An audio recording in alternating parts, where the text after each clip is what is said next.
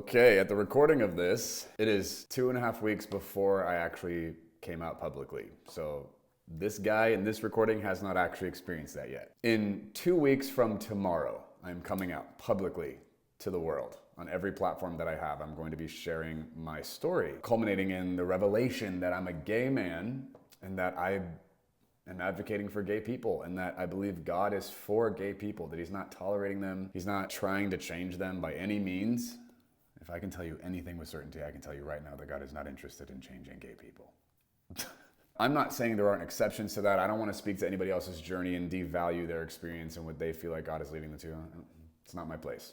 But I can tell you from the earnestness of my journey with God and the explicit communication I've experienced from him, he's actually been after the other thing. I wanted him to fix and change me, make me straight, make me normal, make me the way I'm supposed to be. And he had something else in mind the entire time.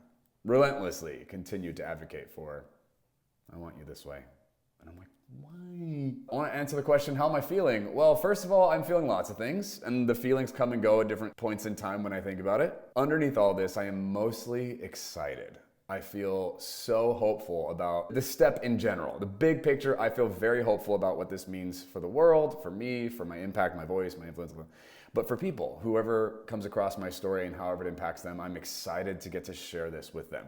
Mostly because I believe it's my responsibility, and I believe it's all of our responsibilities, each of us, to bear witness to whom we've experienced God to be to us in our lives, authentically. That's it. Like, beyond that, we're not being asked much more. Who is he to you? What have you witnessed? Who have you observed him to be? Not your ego, not your agenda, not your theology, your actual functional dynamic relationship with God, or lack thereof. Can you be honest about your experience with him there? So I'm mostly excited about doing this because this is going to be the most obedient I've ever been in my entire life.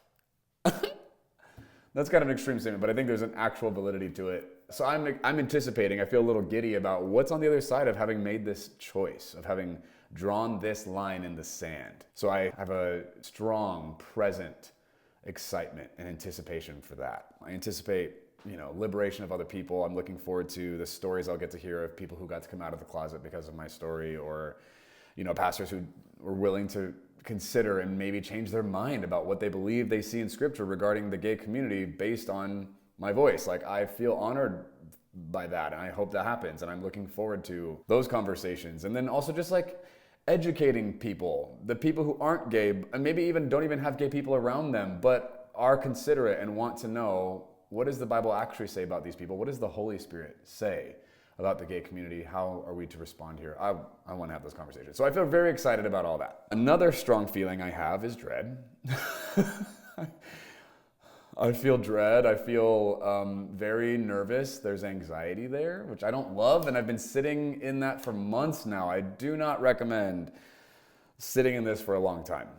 I already can think back and like, man, was it worth putting it off for this long? And time will tell, but there's definitely been a theme of anxiety that I'm not used to, that I've had to continue to presently work through because of the dread that comes with bearing your soul to the public eye. People who don't know you well, who don't know you at all, people who have zero issue judging you because you're not a human, right? They're just watching you on a screen. There's something dehumanizing about witnessing people in this medium that, I get it, I understand, I don't feel super precious about it, but just that sucks. So to be as vulnerable, to share something this intimate and vulnerable with people in that space is a risk, right? So I feel dread about that. I think the dread is coming from anticipating the nasty comments I'll get from people, or the weird remarks, or the ignorance. That will make me so angry. I'm going to get I can say right now, just knowing myself and the justice thing in me and how much work I've put into studying and looking into this and consideration of my own actual life, processing through this, I promise you I will get very angry at people who are ignorant and arrogant about this. That's one of the reasons I delayed, was I was just not in a good place to respond to people. And maybe I'm still not. We're going to find out. So I'm not looking forward to that. I don't know that I'm going to love the person that comes out of me reacting to those things. I hope I don't react. And who knows, maybe I'm better than I think I am. But I anticipate some not so pretty exchanges, maybe. I'm hoping that I won't be unkind, but I'm definitely not going to be quiet about bigotry and ignorance and religious toxic nonsense. I'm dreading the shock and the surprise I'll feel from people who are not supportive. I am convinced there are going to be people who genuinely surprise me. I'm expecting that they're going to be supportive or understanding or compassionate or something, and they're going to be the other thing. I'm not looking forward to that. That's going to suck. I think that's probably the thing I'm dreading the most, is people who surprise me at how they change. I'm dreading people being silent in this, like as in they see the video and they don't say anything to me. They don't reach out, they don't communicate, they don't respond, they just leave me hanging. They don't owe me a response, technically, I suppose, but relationally, some of these people will and they won't respond, mostly because they have nothing good to say.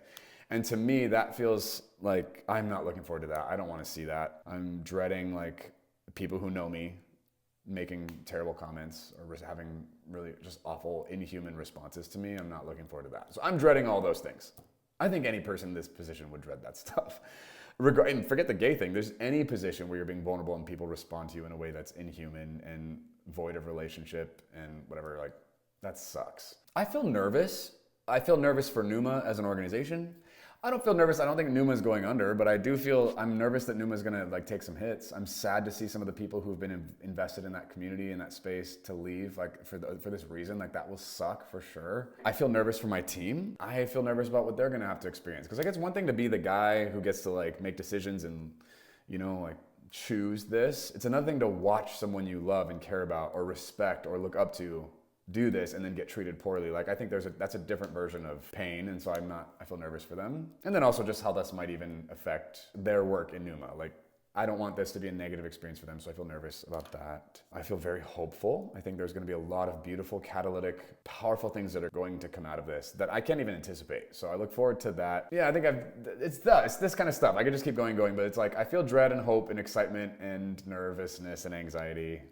I feel all those things. But I can tell you, in all sincerity, the hopeful, positive emotions far outweigh the dread and the anxiety. The dread and anxiety is poignant. Man, those are like specific emotions that I'm feeling. And it comes and goes. Some days I'm like so stoked. I'm like, I can't believe this. I can't wait. I'm so excited.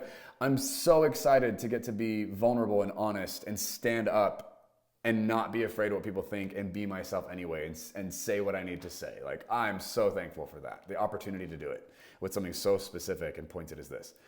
And then sometimes I have this absolute like regret before it's even happened. I'm like, I regret doing this.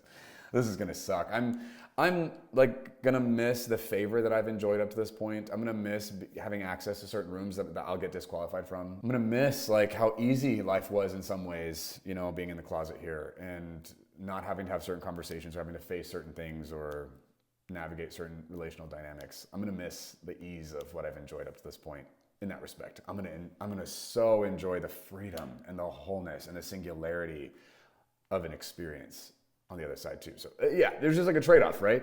There are 6 reasons that I'm conscious of right now. I think there are more, but I just want to simplify it. I don't know why I'm like this, but I think I have like 6 reasons for why I'm going to come out publicly. Because I've been out to my community, my close friends, my mentors, whatever, my friends, for like a year and a half now. It's been a process, right? And it's taken time to have those conversations and hunt these people down, visit them physically, have dialogue, whatever. The reason I want to choose to come out publicly is first, these 6 reasons I wanted to share them. The first one is, firstly, because I want to be honest, as I stand here as a voice on behalf of God to the world and saying, hey, God is like this, he's not like this, he's saying these things, God is not saying these things.